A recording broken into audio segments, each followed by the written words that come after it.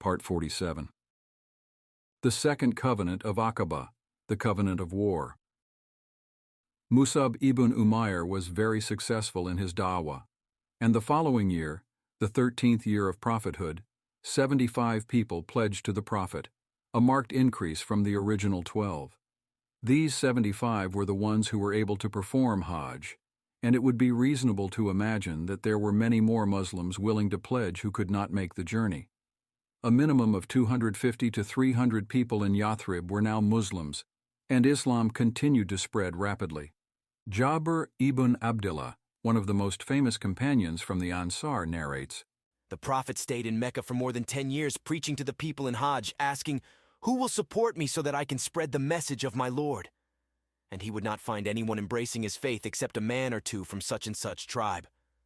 Finally, Allah guided a group of us from Yathrib to Islam, and we believed in him and recited the Quran until not a single sub-tribe amongst the people of Yathrib existed, except there were Muslims amongst them.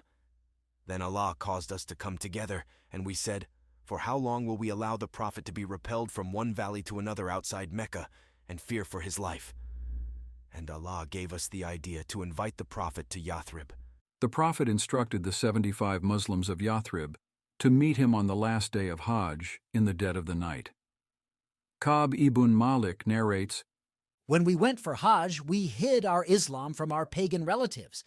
We were instructed to meet a few hours before Fajr, so we sneaked out of our tents so as not to arouse suspicion. The Prophet appeared with his uncle Al-Abbas, who said to the Prophet, 'O my nephew, I do not recognize any of these men.'" Al-Abbas was not yet Muslim, but he still accompanied the Prophet out of familial love. Thinking tribally, he was searching for the elders that he recognized and traded with, but found none. As aforementioned, the Battle of Bu'ath wiped out the leadership of the Aus and Hazraj.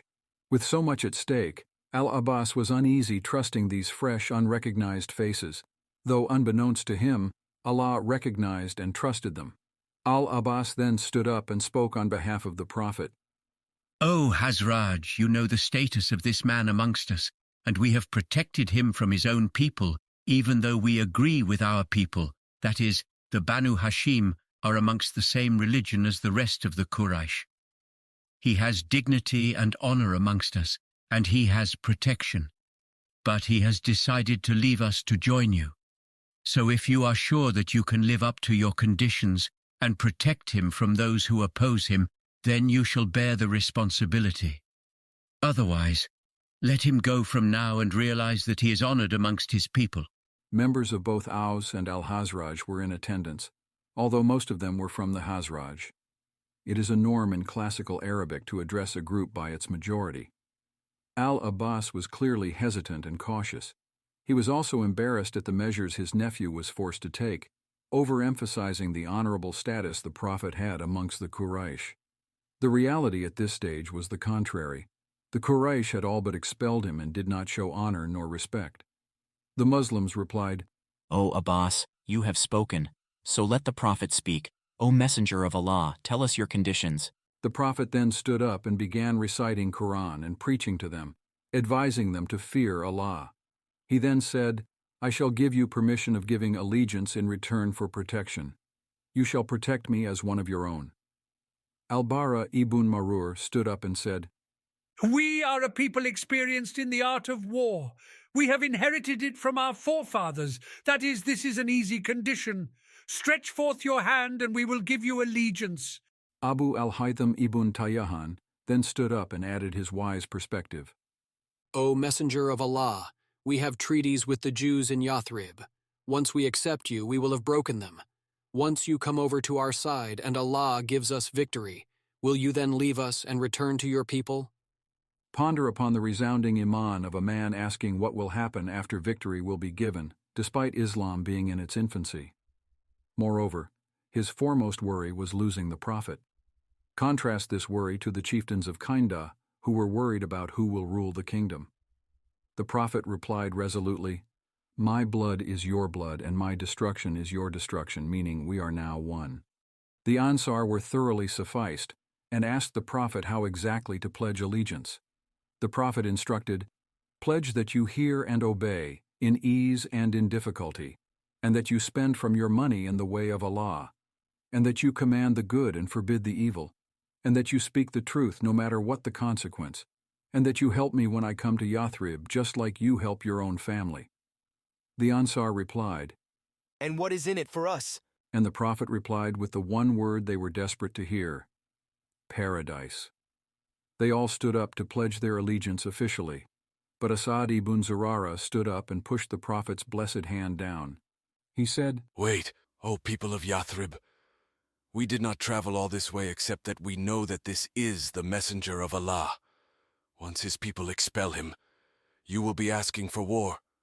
If you are ready for your necks to meet swords, then give your oaths. Know that the best of you will be killed, and fathers will lose their sons, and sons will lose their fathers. If you realize this, then go ahead. But if not, then stop now. Perhaps Allah will forgive you." They responded, O Asad, you have spoken enough. Get your hand off the hand of the Prophet. We want to pledge our allegiance. One by one they pledged to the Prophet and officially became the Ansar. There were 73 men who pledged by hand and 2 women, Asma bint Amr and Nusayba bint Ka'b, who would pledge by raising their hand towards the Prophet, as he never physically touched a non-mahram woman. A mahram is a member of the opposite gender to whom marriage would be impermissible, that is, a family member such as a parent, sibling, and so on. Physical contact is forbidden with a non-mahram except through marriage. Despite the first covenant being termed the covenant of women, these women participated in this second covenant, the covenant of war, in equal standing to the men. Nusayba lived the rest of her life on the battlefield, suffering 12 wounds in the Battle of Uhud, but continuing to fight for decades to the extent that her hand was amputated in the Battle of Yarmouk against the Romans. It is narrated that everybody then heard a loud voice cry out, O people sleeping in the tents, do you not know that a group of rebels have gathered with the Sabian to wage war against you? This took place in the dead of the night, so it caused a major disturbance, and the pilgrims were awoken. The Prophet said to the Muslims, "This is Azab ibn Uzayb, the shaitan of Aqaba." He then addressed him directly, "I swear by Allah, O enemy of Allah, I will deal with you." This shaitan was so overwhelmed by the positive impact of this meeting that he took the drastic measure of crying out into the physical realm. The Ansar proposed to the Prophet, O Messenger of Allah, shouldn't we attack everyone now? We are 70 strong, and they are unarmed and asleep. The Prophet responded definitively, "I have not been commanded to do that." Contrary to historical slander that the Prophet was eager to war, he did not take this easy option. The Prophet was simply a slave of the Almighty and never took a step without his instruction. The Muslims then quickly dispersed and quietly returned to their respective tents. The following morning, rumors had already spread, and the Quraysh sent delegations to every camp, asking if anyone had met with the Prophet. When they approached the Hazraj, the unsuspecting pagans amongst them strongly denied the claims, while the Muslims remained silent. The Ansar would hold a very special place in the Prophet's heart for the remainder of his life. He would frequently praise them, and even went as far as to say, "Were it not for the Hijra, that is, were I not from Mecca, I would have been a member of the Ansar. And if the Ansar went in one direction, and all of mankind went in another direction, I would go with the Ansar."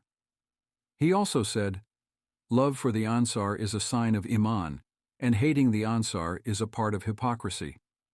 He would often make dua for them, "O Allah, forgive the Ansar and the sons of the Ansar."